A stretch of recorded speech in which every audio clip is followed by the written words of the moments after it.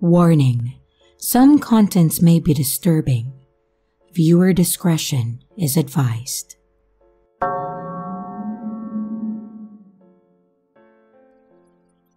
Hey, so this story is about what happened at a Halloween party that my friends and I had in a bush.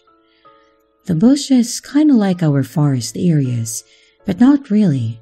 I'm not sure how to explain it to Americans, but basically, we're in the middle of nowhere. I wouldn't say we were necessarily in the outback though. There is a country town nearby, and it's known for being quiet, has good hospitality, and it wouldn't be too far if we needed to drop by in order to get some supplies. Things like food, drinks, and any extras that we didn't manage to bring down. My friends and I booked an Airbnb where we could all relax and let our hair down without having to worry about any nosy neighbors or having to worry about any noise complaints. There was about 30 of us in total. As I said, it was quite a large home, and it was so beautiful. None of us could afford a property like this. It was a fancy country home that was surrounded by beautiful gardens, acres of paddocks, and some bushland. We were far away from other people, and we wouldn't have to worry about having people nearby. So, we spent a lot of time making it nice and spooky to fit in the party theme. We put up fake cobwebs, creepy skeletons, fake pumpkins, horror movie memorabilia, and other Halloween-themed items. You know, the cheesier the better. There was a cauldron of punch, and everyone got to drink out of the Halloween-themed goblets that they could take home with them. Some people would say that we went overboard, but to me, they don't understand how to have fun. None of us were really able to go trick-or-treating as kids, so this was our way to make up for it. All of the food was themed around Halloween items, and yes, there would be plenty of drinking at the party too. At that time, we were all professionals who had decent paying jobs, and this was before a majority of the group had children to care for. You could say that it was our last big party before we all settled down and became adults. We all dressed up, and people spent a lot of money on costumes, and everyone was really into it. We weren't able to do this as kids, so we were making up for it. The night went on and we played games, and everyone was having an amazing time. One of my friends went outside to get something out of her car, but then she ran back in looking worried. We asked what was wrong, and she showed us a note that had been left on her car. It said, "You're going to die, bitch." Now, my friend group would occasionally do pranks on each other, but nothing like this. A couple of our friends went outside to check some of the other cars to make sure that they hadn't received the same treatment. Not all the cars had them, but about 70% of them had notes on them. They were variations of threats, some that I'm not exactly comfortable with sharing on here, but you can imagine the lines they were going. I thought it could have been some of the kids from some of the neighboring farms or something who were pulling the pranks on a bunch of city slickers. Some harmless fun, so we all laughed it off and figured that kids would be kids. There was no damage done to the cars or anything serious to worry about. Then we turned on the outside lights to light up the place and hope that whenever people went out for a smoke or a smoke break, that it would scare them off. No need to be worried about something that wasn't a big deal, right? Only, as the night progressed, things began to get a lot worse. When we would go outside, we saw that someone had a tire that was cut, not a damage from a rock or a wear and tear, but as though it had been slashed, and no one saw anything. Another car had what looked like a bucket of blood spilled over the windshield, blocking the view until it was cleaned. No one would be able to drive it. It wasn't paint or anything, and it smelled exactly like blood. And things were quiet for a long time.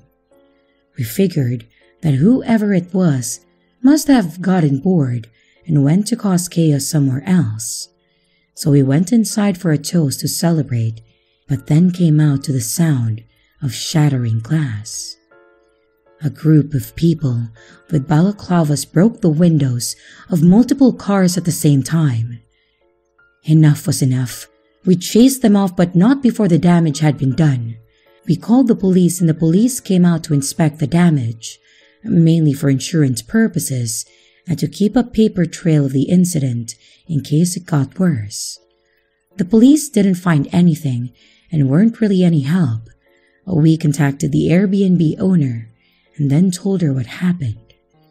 She said that it was the first time that anything like this had happened, and since there was no damage to the property itself, I don't think she was that concerned about it, other than the potential of a bad review. The cars had to be towed to a mechanic's to be repaired, and people carpooled in order to get home. We all cleaned up, and there was such a downer on the evening. We were all having so much fun together, and it was a shame that it happened this way. I was in the back seat as we were driving down the long dirt driveway as we headed back. I looked back at the home, and I could have sworn that I saw someone wearing a hoodie waving at me from the side of the road. I'm not sure why this happened to this day. I don't know if we had offended them or anything like that. I haven't had any other weird things happen or anything like that, and most of my Halloween parties since have been much smaller and quieter affairs at home. This was the last time anything weird like this has ever happened to me. I don't know whether it was connected to the Airbnb or the small town or what, but it seriously felt like a harmless prank at first.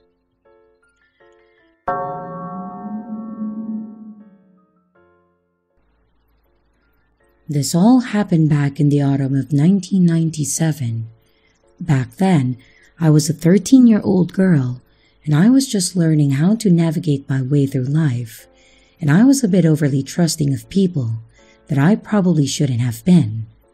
I grew up in a fairly comfortable and safe neighborhood, and as a child, I never really had to worry about much of anything. Our neighbors were always friendly.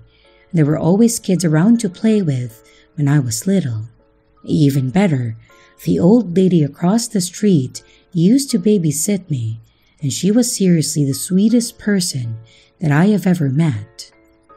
Unfortunately, being around such sweet, kind, and amazing people led to a bit of a false sense of security for me. Spending 13 years around these people made me think that everyone always had the best of intentions, and it meant that I thought that all people were genuinely good. As you know, that is definitely not the case in reality, and my innocent view of the world was pretty much shattered during that one day in October. It was actually the day of Halloween that year, and I remember that it was a Friday because I was going to go trick-or-treating with my friends, and my parents were okay with us being out late since it wasn't a school night. This was also back before the world changed into a crazy place it is today, and us kids were allowed to wear our costumes to school, so as long as it wasn't too revealing, wasn't overtly offensive, and didn't cover our face. That year, me and a group of friends decided to dress up as a PG-13 version of the Spice Girls. I was Baby Spice because that's just how I was as a young teenager. Anyways, we had a great day at school while pretending to be the Spice Girls, even breaking out in song once or twice. But that's not really what the story is about, though I'm sure our singing probably was pretty horrifying. It's actually about what happened on my way home from school. Like I said before, the neighborhood we lived in was pretty comfortable. We knew everyone, and everyone knew us. The area that my school was in was also pretty nice, but there were several blocks in between there and my home that were questionable at best. On my way home, I had to walk by a few apartments and a playground that usually had plenty of kids on it, though I remember noting that there weren't a lot of children around on that day. I think my assumption was that it was Halloween, so kids were all getting dressed up and eating dinner so they could spend the night out trick-or-treating. And as I was walking past the park, I was about to cross the road to get closer to home. I heard what sounded like someone crying. It wasn't like a kid or someone my age crying. It was the sound of a grown man sobbing somewhere nearby. Remember how I mentioned that I was too trusting? Yeah, well, I went to investigate the crying to see if there was anything that I, a tiny 13-year-old girl dressed as a baby Spice, could do to help this crying man. I have no idea what I was planning to do. I couldn't call the police or an ambulance if he was hurt, and I didn't have money, and I didn't have enough life experience to literally give him any advice. I turned and walked back over to the park area, and I could see a man sitting on one of the benches with his back to me. I approached him nonchalantly, and I actually put my hand on his shoulder asking if he was okay. When I touched his shoulder, he seriously jumped off the bench and turned to face me, pushing a very large kitchen knife in my direction. Obviously, this was terrifying as it was, but the knife was actually coated in what looked like blood, as was his shirt, his arms, and also his face. I know what you might be thinking. It was Halloween. This very well could have been just a costume. But I can promise you that it wasn't.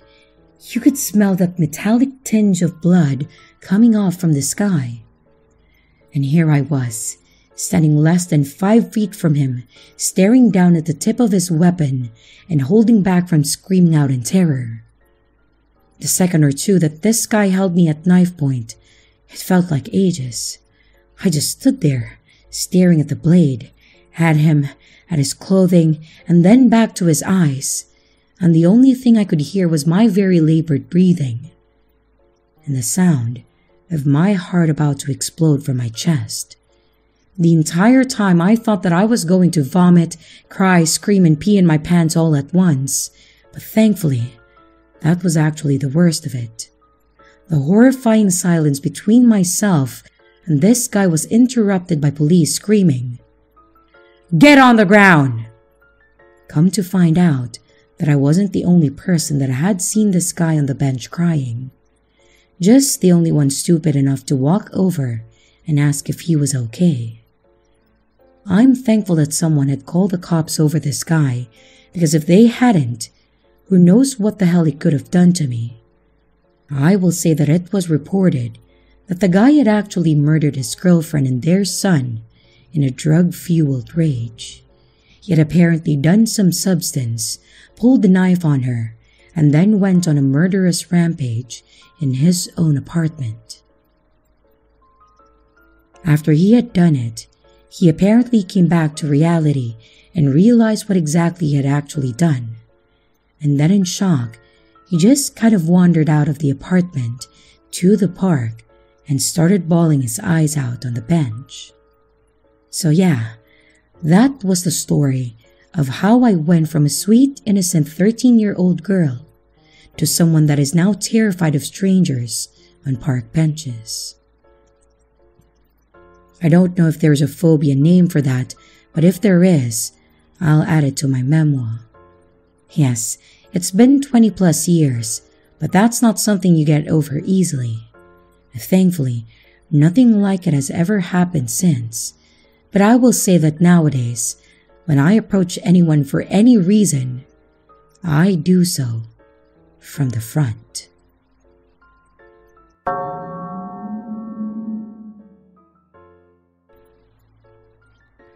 I think this happened back around 2003 when we lived in Mississippi. I was about 14 at that time, and my little brother would have been around 9. We had gone trick-or-treating for several years now, and last year, we did a lot of it around our neighborhood by ourselves. I always loved going door to door. It was even more fun when it was just the 2 of us. I felt like a grown-up, being in charge of my little brother. I was also really looking forward to this year because my brother and I really enjoyed the movie Lilo and Stitch, and he wanted to dress up as Stitch. I was really close to my brother, so I decided that I would go as Lilo and make us a cute matching pair, as well as an easy costume for me. And while I love Halloween and trick-or-treating, I had a sensory issue and still do, so I don't like to wear a lot of things or layers at once. I already had long dark hair, so I didn't even need a wig, just a cute little red dress really. The problem I had with this year, though, was what I was hearing on the news. There had been reports of a couple of kids that had gone missing that were close to my age. I wasn't good with locations, so I don't remember what city it was in exactly, but I do remember that it took place close to us. It honestly scared me as I realized how many times I was alone. My parents often left me at home with or without my brother when they had to run to the store or something short like that, and I had to walk down the street to go to the bus stop, and my parents wouldn't even be able to see me from the front door. I even rode my bike around the block or down to the little gas station by myself, so hearing these stories of kids coming up missing alarmed me. But my parents didn't seem to think that there was anything to worry about. When the news stories came up, my mom would always make remarks about, "But how stupid can you be?" and criticize the parents and blame them for not watching their kids closely. However, she still told us to walk the block by ourselves. When I asked her if it was okay, she pretty much said, "Yeah, why wouldn't it be?" Parents of the year, right? So we all got dressed up, and I made sure to bring my dad's shop's flashlight because it was made of some pretty hefty metal, and I stuffed it in my candy bag. I figured that it would be good to have as both a light source and a possible weapon. I also made a mental note while we were out to keep a close eye on our surroundings. I was a little nervous since this whole night involved us going to strangers' houses alone. But because Halloween was also one of my favorite holidays, I was determined to remain vigilant and also have a good time, so as not to worry or frighten my little brother. We made our way uphill first, as there were only 3 houses that way before we rounded the corner. After the turn, there was an empty house because I remember them recently renovating it, and then the road curved into a cul-de-sac that has 4 houses on it. We went to each one of those, and between just those few houses that we had gone to so far, our bags were already feeling pretty full. Between our candy load and how excited my brother was, I was starting to loosen up a bit and have more fun with it. We left the dead end and continued down the road, making our way to a house that had really gone all out. The whole yard was covered in creepy decorations, from a gory graveyard, moving ghost in the tree, and they even made a path that you had to walk through to get to the door. One guy was even in a Grim Reaper costume, standing still until you walked by, and it would scare you. I was surprised that my brother wanted to go through it, and in fact, he laughed after getting scared. When we got to the door, the older couple complimented our costumes. They gave us a big handful of candy and then asked us a few questions. After chatting some, we left through the other side of the yard and back through the front gate. As we walked a bit, My brother was getting excited about one of the little toys that he noticed that the last house handed out, and he then started digging in his bag while we walked. He was wanting to carry it with him, but I was trying to get him to stop until we got to the corner where there was better light. Unfortunately, the exact thing I was wanting to avoid happened when we nearly ran into someone in front of us. At first, I looked up to see this tall man wearing some kind of hooded poncho or something. When I think back about this event, I start to realize that I had no idea where this guy came from. There was a small group of kids and adults ahead of us, but they had already moved on and no one had walked by us since we left the house. I suppose he could have been behind us and then got ahead when we stopped at the house, but I don't recall ever seeing someone ahead of us. Anyways, I gasped a bit as I stepped backwards and I apologized to the man. His response to this was saying, in a really creepy way, "Aw, it's alright, baby girl. Are you okay?" My parents don't even call me that, so it immediately made me feel weird. So I just said that I was fine, and I grabbed my brother's hand and walked around him. I started feeling like I was being watched, so I looked back and saw the guy was still standing in the same spot, now facing towards us. I turned back around, and I tried to get my brother to speed up so we could get to the next house. And as we left the next one, the poncho guy was standing on the sidewalk just right by the house. He was smiling, and he made a comment about our bags looking heavy and asked if we needed help carrying them. I wasn't very well mannered when it came to being scared or people that made me uncomfortable, so I just said, "No," as firm and as grown up as I could, and again pulled my brother along. I was really starting to become more panicked at this point, wondering what this guy's true intentions were. Surely, it wasn't a ruse to take our candy. He was an adult, or at least looked like it, so he could have gotten some on his own. So, if not the candy, what else would he want with young kids like us? It started freaking me out more when I thought about the kids that had been kidnapped recently. Was this the guy responsible for them? Was he trying to find a good opportunity to grab us too? I started looking around to see if there were any adults nearby, or even the group of children that I saw earlier, thinking that we would at least be safer with them, but they were even gone. My last hope was Miss Marcia's house. Marcia was an older lady that worked at the front desk of the office that my mom worked at.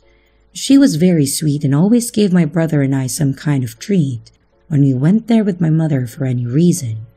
She actually lived on the road parallel, or behind our home basically, which was also the road we were on. It was a few houses down after the corner, so I started telling my brother that we should go to her house first. He didn't seem to mind, possibly because he was reading the situation too, or he was just getting tired. As we passed the first house, I heard the familiar creepy voice saying, "Hey, you missed one, didn't you?" And before I could say anything though, my brother yelled out, "You're being weird." So I again held his hand and we ran. I was scared that this guy would get mad at my brother's comment and possibly chase us, so I wanted to get there fast. We then made it to her house and I pushed my brother ahead of me as I grabbed his bag from him and he started knocking on the door. Thankfully, she was home and had a bowl of candy in her arms. I frantically asked her if we could come in as I looked behind me and didn't see the guy. She of course invited us in, shutting the door behind us and asking what was wrong. I started explaining the situation to her and she said that I did a very smart thing by trying to avoid him and just going to her home immediately. She gave us both some water and we watched TV while she went to call our mom. After a short time, there was a knock on the door. I was trying to keep calm, thinking that it was Halloween after all, and I was thinking that it was probably just kids. But when Marcia answered the door, it was the same guy. He tried giving her some story about us being his kids and apologized for them running in her home.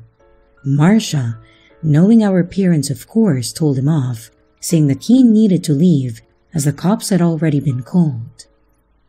I remember his face clearly at this point, trying to look past her at us, and I heard him say, "Oh, I must have the wrong house.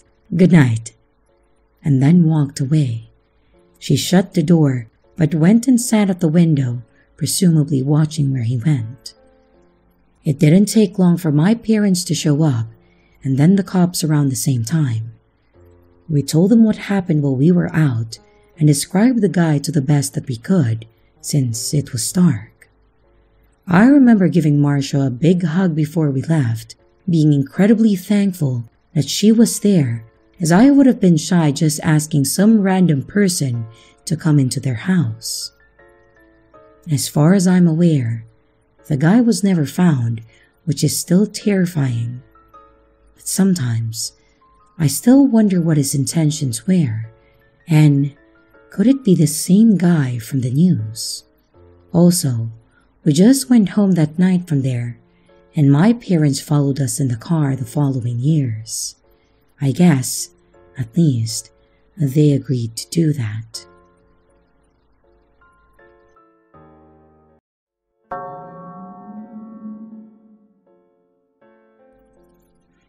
I had a creepy story from a long time ago, and I don't know if it was a paranormal experience or whatever, but it was creepy as hell, and I will never forget it.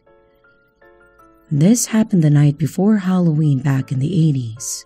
My wife and I had recently gotten married, and we moved away from our parents.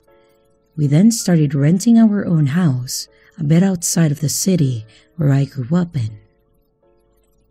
At this point, we were new to the area, and honestly, I didn't know anyone or where anything was. On this particular night, we decided that we would go for a walk around a couple blocks by where our new home was, and just take in the autumn night views, you know. This night was just before Halloween, so we decided that we would check out some of the more lit up and decorated houses just down the way. We would then make our way back up a couple blocks and then head home after a couple hours of enjoying the night. We got out and then started walking down the street. We were checking out all of the houses that were decorated. There were quite a few that were actually rather well done. Some of them were just pretty basic, but I genuinely appreciated all of the effort that people had put into the holidays aesthetics. We kept going for a while longer than we intended, walking further down the block than what was planned, and then decided that we should probably go ahead and head back. We were about halfway back when we noticed that there was someone standing on the sidewalk and just kind of staring at the street. By this, I mean they were standing there and looking around like they were incredibly lost. As we got closer, we noticed that this person was an old woman, and she was standing in the street in her nightgown with her hair pulled up in curlers. She was not ready to go out for a nightly stroll. She looked like she was ready for bed. We approached her, and she looked at us like we were old friends and she hadn't seen us in a while. Her face lit up, and then she smiled at us. And right about then, it kind of hit me what was going on. This poor woman wasn't all there, and she had likely wandered out of her home and wasn't sure how to get back. I asked her if she was okay or if she needed help, and she just kind of smiled and nodded at us. I paused for a moment and I looked around. But then I realized that one of the houses on the street had the front door open and no Halloween decorations on it. I asked her which house was hers and if we could help her get back home. But once again, she just smiled and nodded, and then she sort of just pointed to the house with the open door. I smiled back and I said, "Let's get you back inside, ma'am. It's too cold out here to be wearing a nightgown." And once again, she just gave the happiest grin and then nodded. My wife and I walked her over to the house that we assumed that she had come out of. This whole time, we were just talking to her, asking her questions, and just making some idle chit-chat to keep her going. She didn't say anything to us in response, and just smiled and nodded. We got her to the door and looked in, and the house looked like it was furnished for someone her age. There were pictures all over the wall, an older TV set, a coffee table covered in magazines, and an older rocking chair. Basically the works. We helped her inside, and then told her to have a nice evening, shutting the door as we left. As we were leaving, I thought that maybe we should alert one of the neighbors, just in case she was being looked for, or in case that they needed to call someone in the family just to check on her, so we did. When the neighbor answered, I told her that the old lady next door had been out in the street and that we helped her get back inside, and that they should try to get a hold of someone that knew her, just in case she tried to do it again. As I was explaining this, the man gave me a seriously confused look. He asked which house I was referring to, and I told him the one to the left without decorations. He then asked me what old lady I was talking about, and I tried to reiterate the whole thing and explain that it was a nice old lady with longer hair up in curlers, and that she was out in the road. That's when he drops a bombshell on me and says that no one lives in the house next door, and that the house had been empty for several months.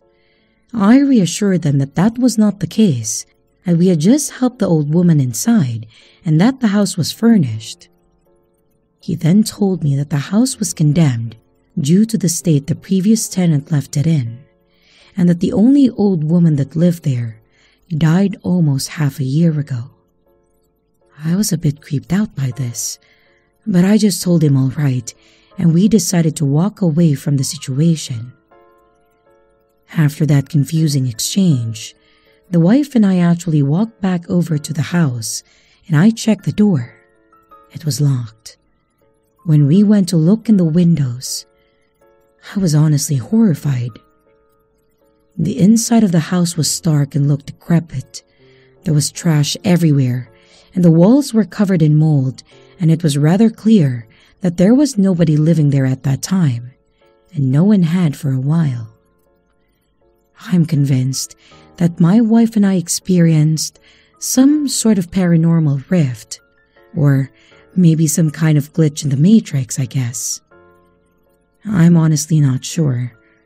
All I know is that my wife and I helped an old lady that apparently never existed into a home that looked lovely and inviting when we saw the inside, but then turned into a derelict and empty shell of a house. Either way, that was an incredibly terrifying, neighborhood-warming gift.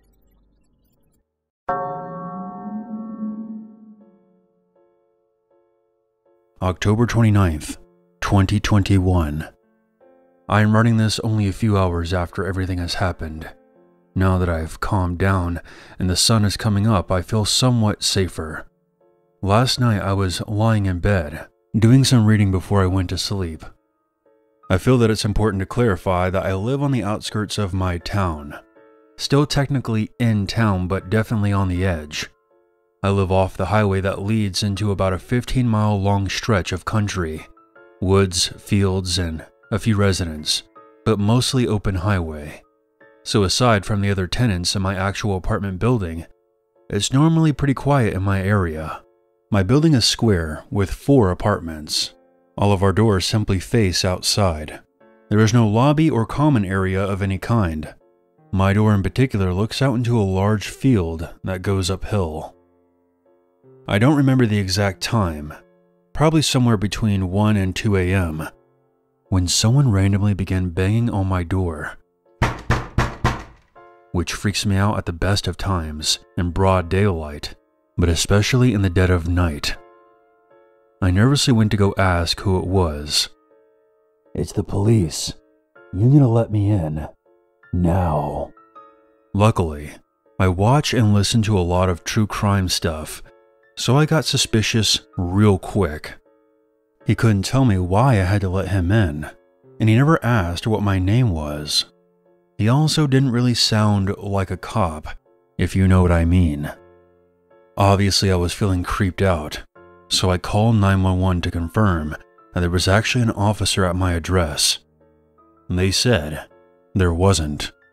At this point, I am full-blown having a panic attack, and I call out through the door that I'm on the phone with the actual police, and the guy just bangs on my door one more time, then stops making any kind of noise. I presume that he had just ran off. They dispatched 2 police cars to my apartment, and the officers took a good look around.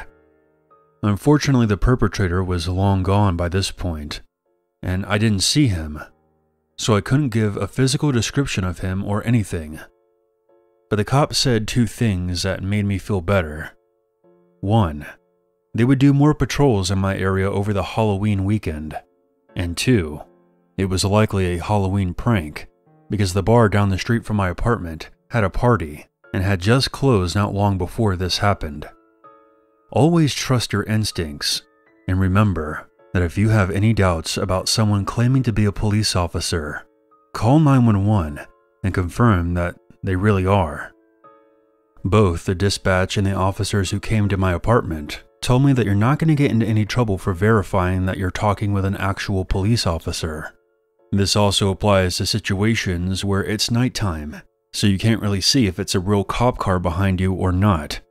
If you see flashing lights behind you on a back road or in a dark area, put on your hazard lights and call the local police department to make sure it's actually a police car.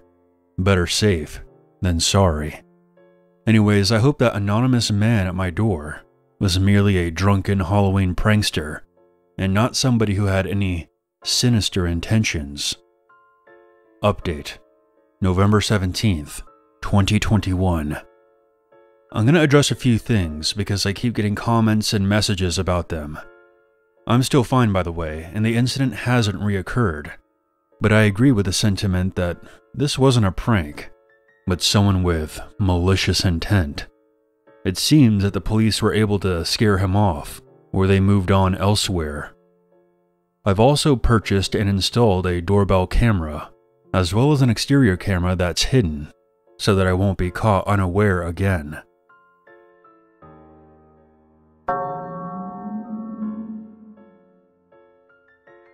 Hi. Okay, so I've been going trick-or-treating since I was a little kid. It's something I love doing, and it's one of my happiest childhood memories. I lived in one of the few suburbs in Australia that really got into Halloween and trick-or-treating, so I was getting lucky to be able to go when I was young without being told people weren't interested. I still go, but technically I'm taking my younger siblings out, and I keep an eye on them to make sure they don't get in trouble. My parents don't like the idea of kids being constantly watched or overprotected, and wanted us to grow up without needing constant supervision. That being said, they didn't want my younger siblings to be unsupervised. I was about 17 or 18 at the time when this happened. Anyway, about Halloween, I guess you could say that I'm a big kid at heart. I took my 2 siblings, Jake, who was 8, and Nala, who was 6. I was also roped into taking Nala's best friend, Stacy, and Jake's best friend, Thomas. I don't mind. I've known the kids since they were really young, and it would give me some time with my girlfriend, Sarah. I didn't bother to dress up, but Sarah brought some fake fangs in order to be a vampire. She and I held hands and talked while the kids would run in front, but we told them to always stay in view. They did, mostly. There were plenty of other kids and families around walking trying to get lollies. Most people were dressed up.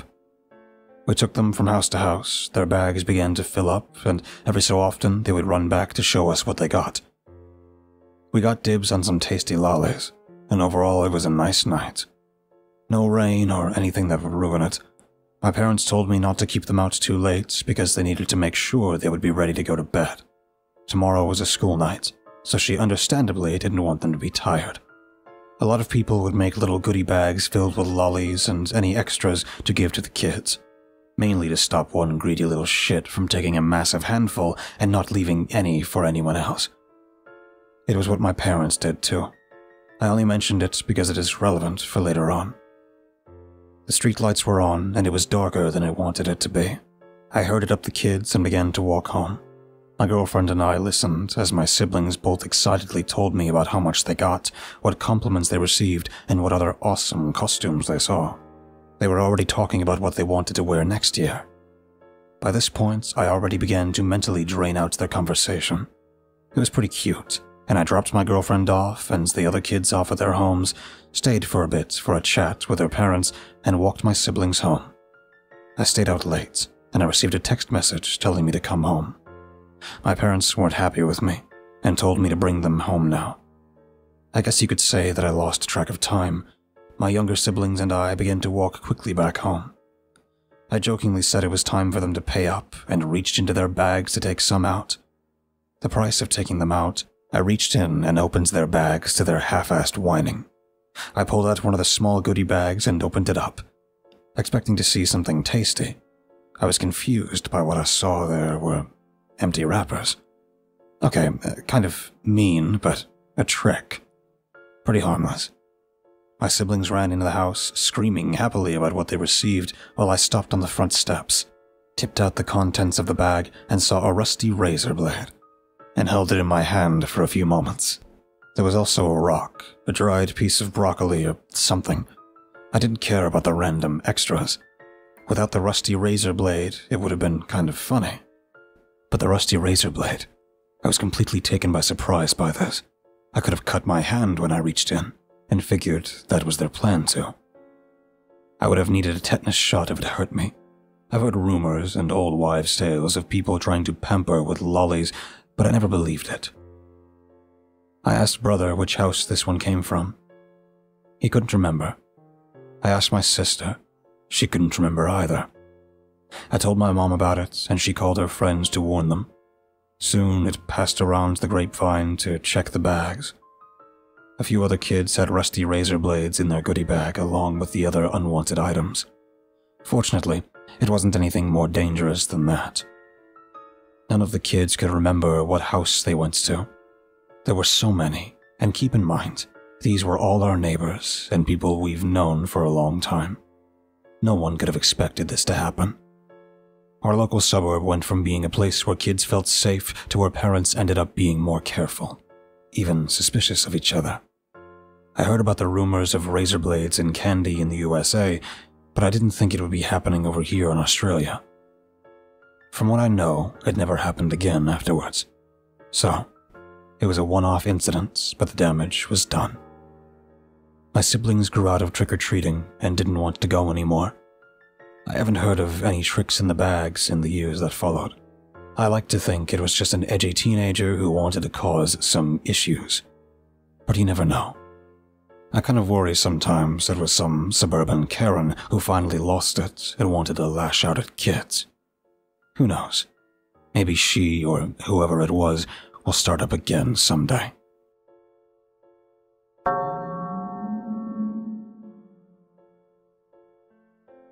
Halloween is Evil. Written by I Hate Cabbages and narrated by Lady Spookaria. I used to absolutely love Halloween. I used to go all out with it. Decorations, pumpkin spice lattes, jack-o'-lanterns, anything and everything. I would dress up and welcome trick-or-treaters to my home. Mini Halloween parties, absolutely everything you can think of. I'd dress up as different characters every year. My favorite was Morticia from the Addams Family. It was my favorite holiday. It all changed during 2020, and I know that was a difficult year for most people. I'm not going to explain why because we all know what that year brought us. It wasn't a good one. My town has never responded well to the government telling us what to do.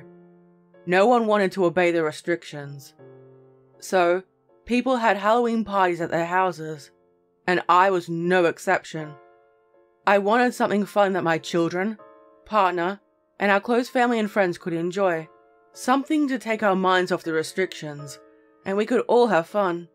What I didn't know was this would be the most dangerous day to try something like this. Anyway, I couldn't get into it as I did previously. But all the decorations and tasty treats were ready to enjoy. The guests started to arrive. At least a couple of them did. Some of them didn't want to risk getting infected, and I understand why. The kids all needed time to rest and needed time to ease their sugar highs. The adults started drinking and chatting about life when a friend brought out an Ouija board. We fooled around with one years ago when we were all in college. We had been drinking and were having a great time. I'm pretty sure one of my friends was faking it, but it didn't matter.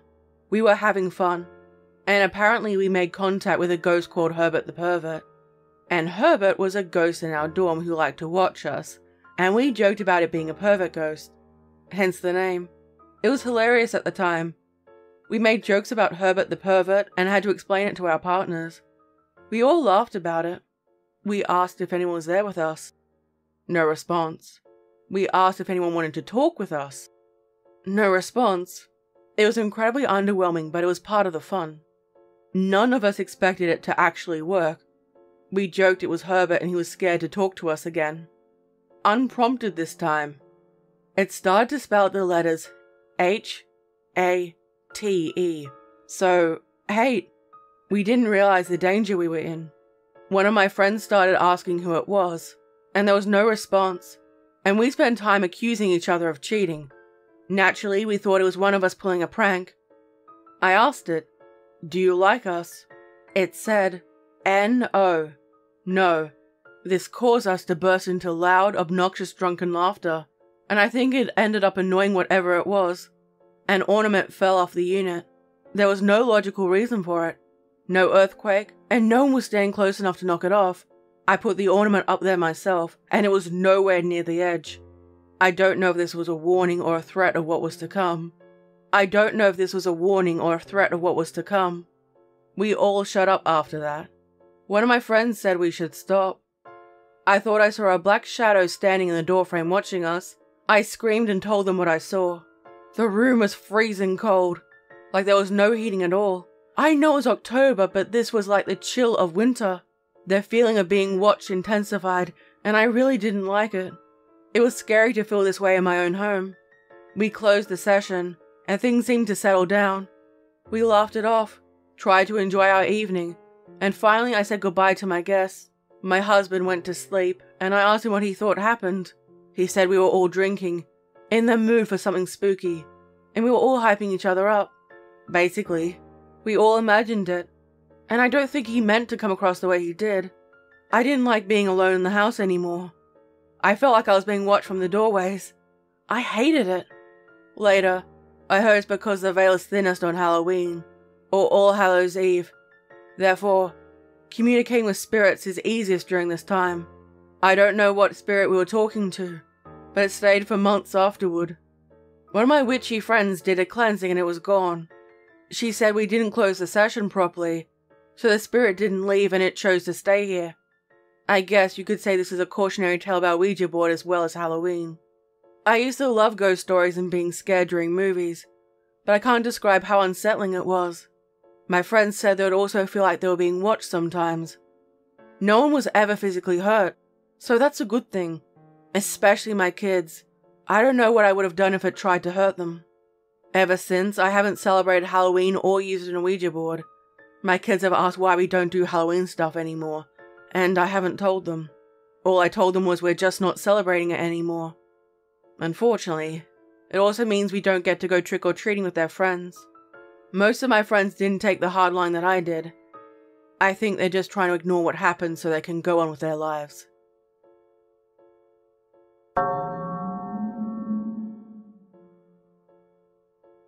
was October 31st, Halloween. At the time, my parents were still together, and they hadn't quite divorced yet. So me and my siblings stayed with each other. However, my family did this thing where half of us go with my mother and the other half go with my father. I have 5 siblings, but at this time my little sister wasn't born yet, so it was just 4. Me and my sister, 3 years younger than me, went with my dad, and my little brother and sister went with my mother. I'd called up some friends to ask them if they wanted to go trick-or-treating with me, and only one of my friends said they could make it. Let's just call her Elle.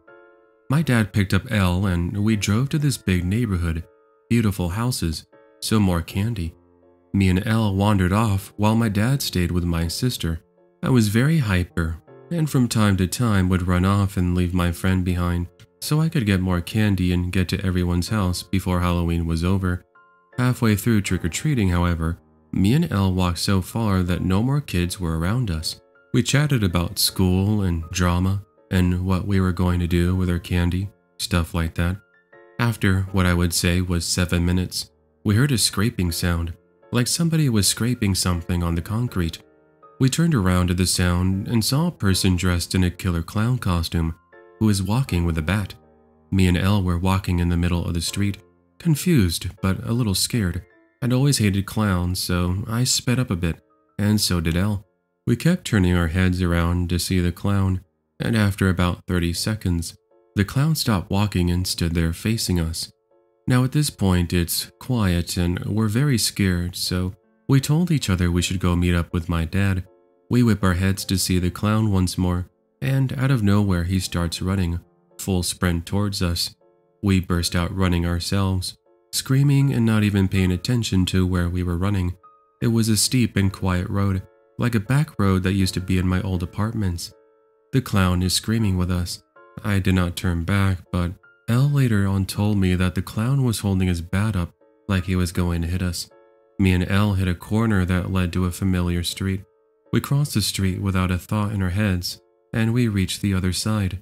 It was quiet, and we didn't hear any more screaming. He was now gone. He was no longer behind us. After running around, we found my dad and told him everything.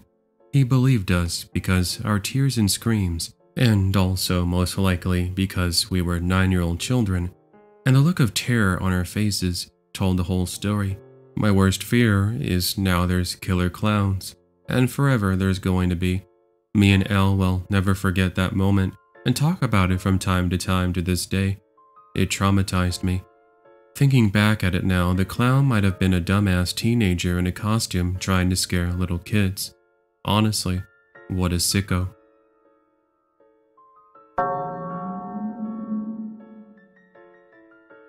This happened last October, when I was on my way home from a drinking night with my work colleagues. I caught the last train home, and I arrived at my station as it came up to 1 a.m. It was Halloween, something I didn't particularly care about, since we don't really do much for it here in Japan. I live in quite a rural area, so the station was empty, or so I thought. As I walked down towards the ticket gate, I saw a woman in a costume.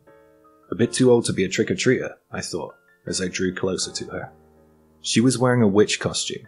She looked as if she was waiting for someone. At the moment I passed her, she abruptly called out to me, "Where do you live?" I continued walking. It was surreal. I just looked over my shoulder. She was stood there, staring at me. She had long, dark, messy hair, and I remember at the time only one of her eyes were visible through her hair. Yeah, that freaked me out. It was really bright in the underground station, but she seemed to bring a bit of darkness to it. I didn't know how else to explain it, but it felt like there was a light out above her head, where there wasn't. Don't get involved, don't respond, I told myself, as I upped my pace and headed out the exit. It takes about 15 minutes to get home from the station on foot, and at that time of night in my rural area, I knew there would be no one on the streets. It made me a little nervous. While I was walking home, I heard a dog howling, and my footsteps seemed to echo behind me. I kept looking over my shoulder. I turned a corner to see someone stood underneath a streetlight, a silhouette of a woman. I wanted to pass by quickly. Something was really off about tonight. First time I've ever been worried on Halloween. "Where do you live?" a familiar voice asked. Shivers raced up and down my spine. It was the woman in the Halloween costume from the station.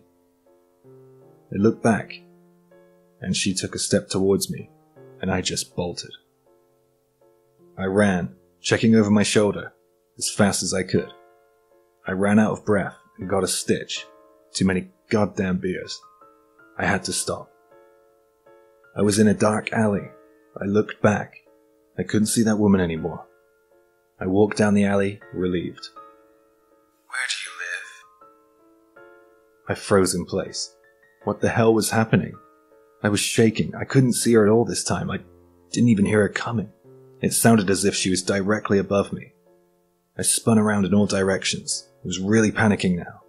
I shut my eyes for a second, and when I opened them, I saw her slowly walking towards me. Where do you live?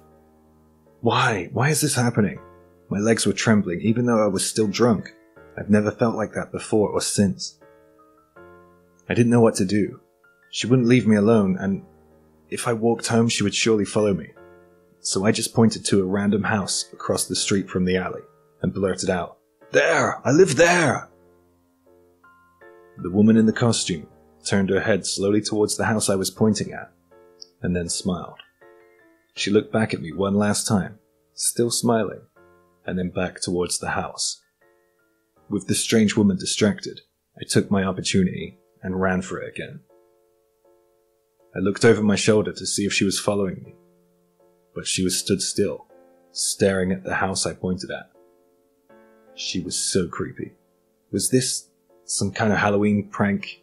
I had no idea, but I didn't want to find out. I got home and I triple-checked all the doors and windows were locked. I stayed up half the night, watching from the window to see if the woman was out there, but I didn't see her. Time went by, but I couldn't forget about the strange experience. I can't really remember her face. My memory's a little bit hazy. I got shivers every now and then when I thought about that night. A few weeks after the incident, on a Sunday, I was taking a walk with my daughter in the neighborhood, and I noticed a moving truck. The truck was parked outside the house I pointed at. Where do you live? I remembered that woman's voice, and I shuddered.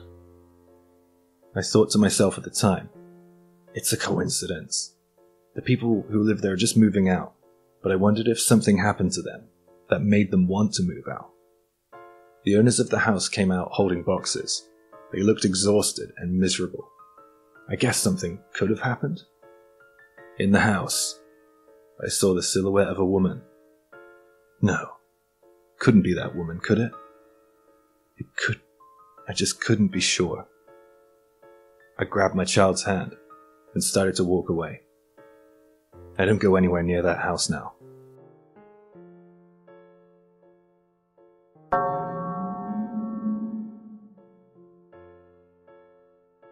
Back in high school, my buddy Jake and I considered ourselves goths and were super edgy. One Halloween night, we were bored and decided to do something spare of the moment. Jake had an old Ouija board, so we decided to go to the old cemetery and try it out. We'd heard the cemetery was haunted, but we didn't really believe in all that spooky stuff. We met up at dusk, sneaking through the graveyard gates. The air was chilly and the moon cast eerie shadows. A perfect setting for a Halloween adventure. We placed the Ouija board on a flat tombstone. Jake was excited, grinning like a fool. We put our fingers on the planchette, and I asked, "Is there anyone here who would like to communicate with us?" To our shock, the planchette started to shakily move. It moved to yes. We figured the other was pranking, but we both swore we weren't. If there's really someone with us, please give us a sign. The planchette started to move again. It spelled out H-E-L-L-O. And then a small pebble audibly clattered off a nearby tombstone. That sent shivers down our spines. Jake then asked, "Who are you? Could you tell us your name?" The planchette spelled out S-A-M. U-E-L. We didn't know any Samuel. The graveyard felt different, heavy, like we were being watched. It may have been my imagination, but I was sure it felt colder, and the air was heavier to breathe. Curiosity got the best of us, so we kept asking questions. Samuel knew things he shouldn't, like my grandmother's name who had passed away, and Jake's mother's maiden name. Fear crept in, but we kept going. Then, things got darker. Samuel spelled out G-E-T-O-U-T. Get out. We were taken aback, but also stubborn. We asked why. It responded with D-A-N-G-E-R. Danger. Just then, the air went icy, and shadows seemed to come alive. We heard whispers and footsteps all around us, but no one was there. The weird thing was the whispers were seemingly in our ears at times, like someone was whispering into them, even though we were the only two there. Jake was freaked out, and so was I. We tried to end the session, but the planchette wouldn't move. Panic set in, our hearts racing. It spelt F-O-L-L-O-W. We didn't want to, but we had no choice. We grabbed the board and ran. The atmosphere was suffocating, and the shadows chased us. It felt like they were right behind us, trying to grab us. As we dashed through the graveyard, we heard a wailing sound, like a ghostly cry. We didn't look back. We were too terrified to see what was pursuing us. Finally, we reached the gates, and as we crossed, we heard a loud thud. We glanced back, and there at the entrance was a figure, misty and ethereal. We screamed and bolted. We didn't stop running until we reached Jake's house, hearts pounding, breathless. Back then, we weren't the athletic type, so I vomited a little bit from the overexertion. We knew that we had narrowly escaped something. That Halloween taught us a lesson. Some things are better left untouched, whether you believe in them or not. We don't talk about it much these days. I'll never forget that ghostly chase in the old graveyard.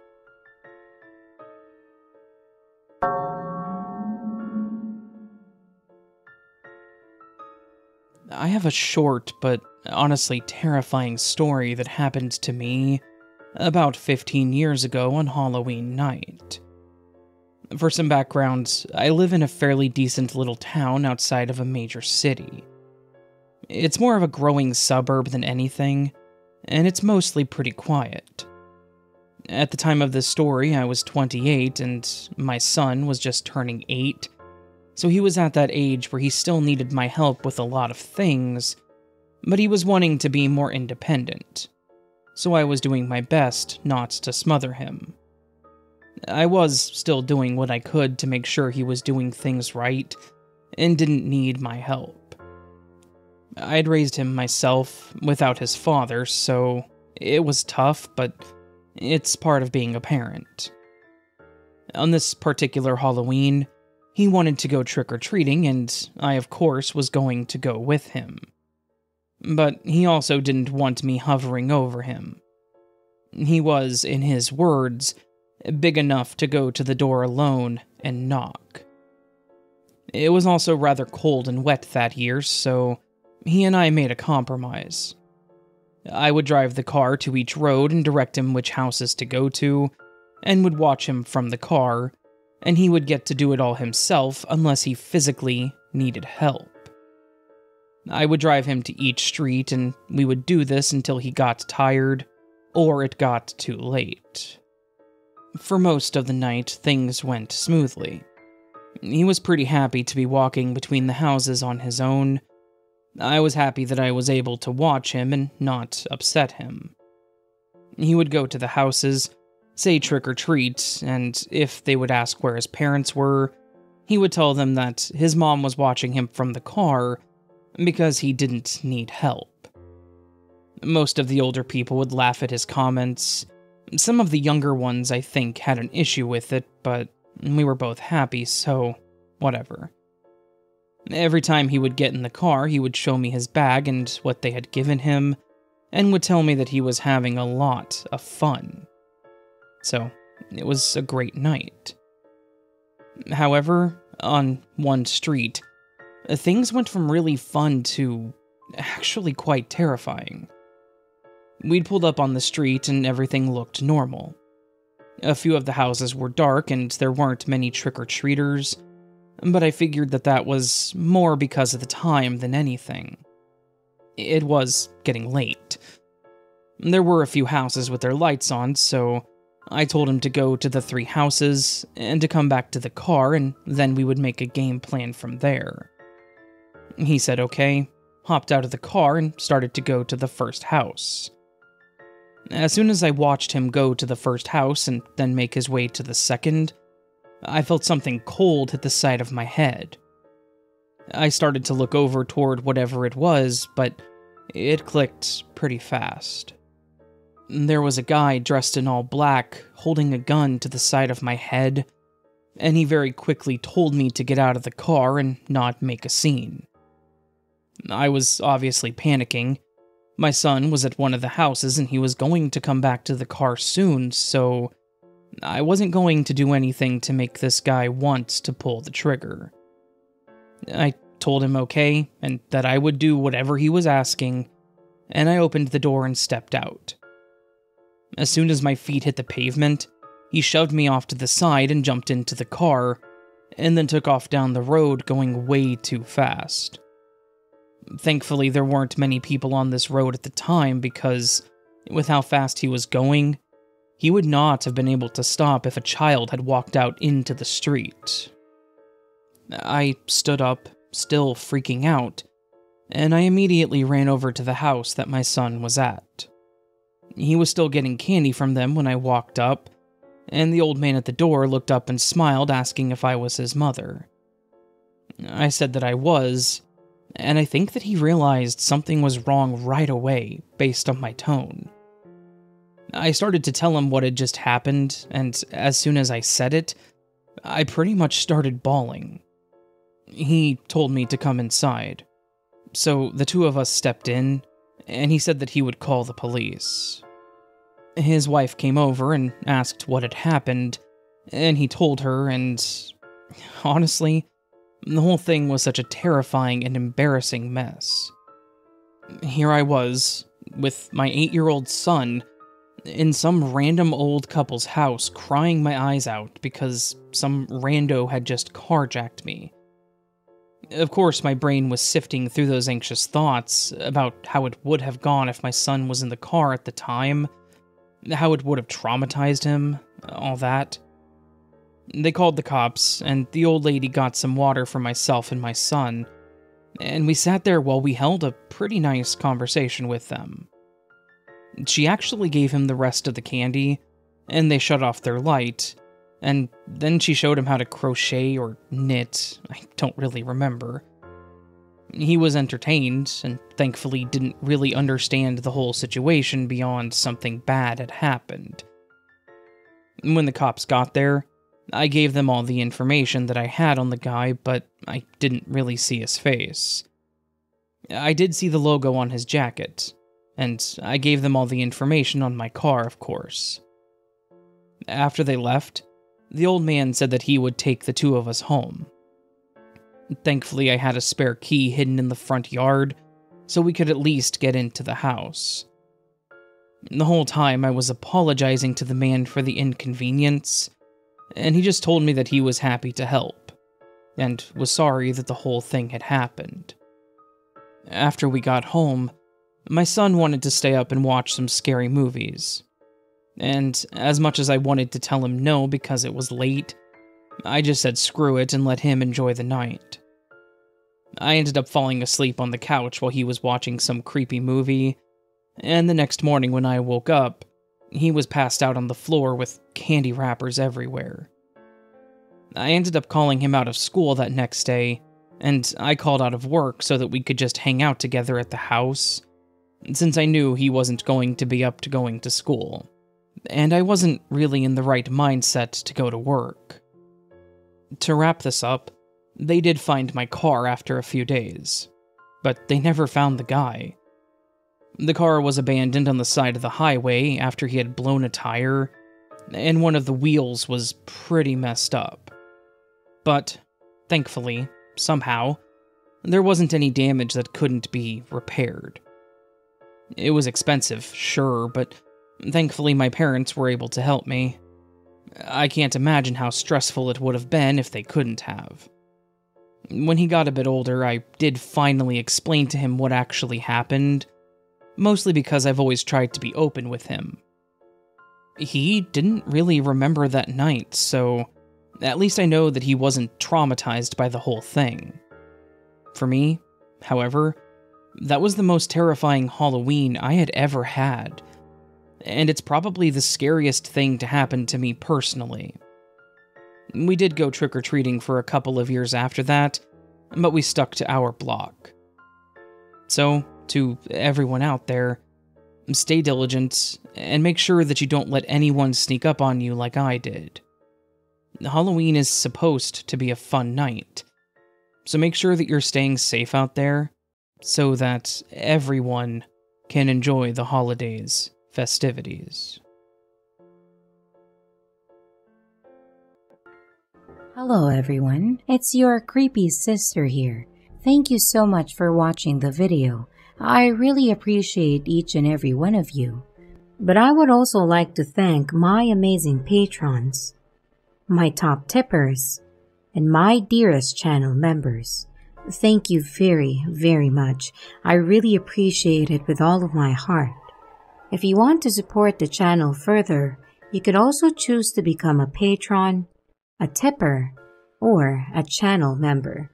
But remember, it's appreciated, but never a requirement. I would also like to announce that we have merch now. The link is in the description of the video, along with all my other social media links, like my Discord server, Twitter, Instagram, and others. You can connect with me and send your stories there. And don't forget to like and subscribe if you haven't yet, and comments are highly appreciated. And remember, your fear feeds me.